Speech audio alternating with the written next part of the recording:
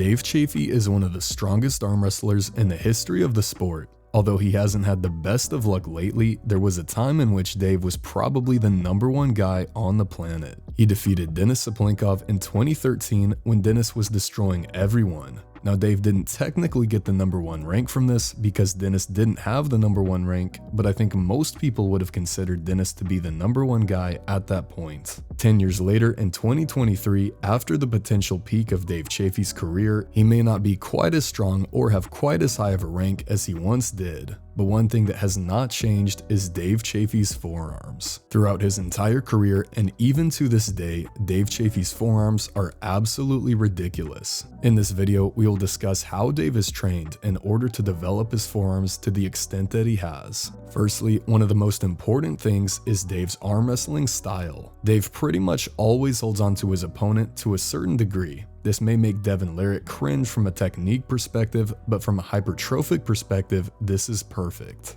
Dave has made a career out of bending his wrist against his opponents. To give an example of just how strong Dave's forearms are, let's take a look at him against Michael Todd back at WAL 2017. In this match, Dave did something incredibly impressive and incredibly rare. He cupped his wrist in against Michael Todd and finished him in a single surge. Denis Saplenkov, Richard Lubkes, and Devin Larratt were all unable to do this against Michael, but Dave CHAFFEE did it without much of a problem. And not only that, but this is on the WAL pin pads and elbow pads. This means that the King's move is even more broken than normal. Therefore, it's even more difficult to bend your wrist against Michael Todd. Nonetheless, Dave still kept his wrist flexion in this match. Now one could say that Dave's style has caused him to lose some matches like against Devin Larratt. But did Dave really not know what to do against Devin, or did he just want to get a really solid forearm workout in? We see Dave's wrist getting ripped through as he surges for a pin. This movement has an insanely high amount of hypertrophic stimulus, as it is a forced negative rep that is arm wrestling specific. Doing this is obviously going to blow up your forearms. And really, who even cares if you win the match? What matters is that your forearms look good.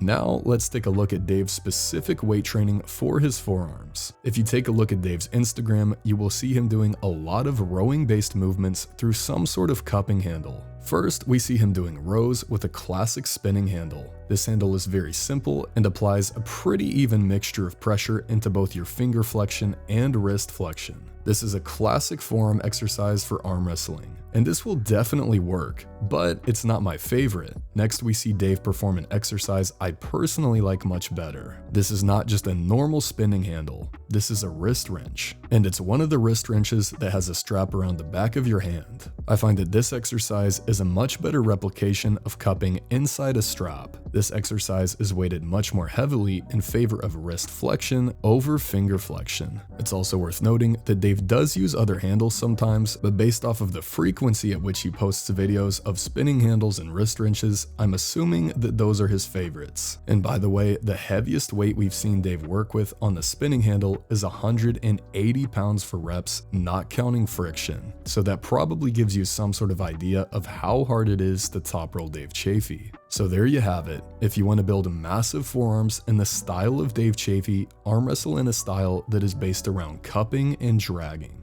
This style may not be the most optimal technique possible, but it will certainly build your forearms. Secondly, do a ton of rowing exercises through spinning handles and wrist wrenches. Also understand that this video is based off of Dave's appearance of training. The only context I have for his training is the videos he posts from time to time. So this is not a comprehensive video by any means. But let me know in the comments if you have tried any of Dave's exercises and whether or not you like them.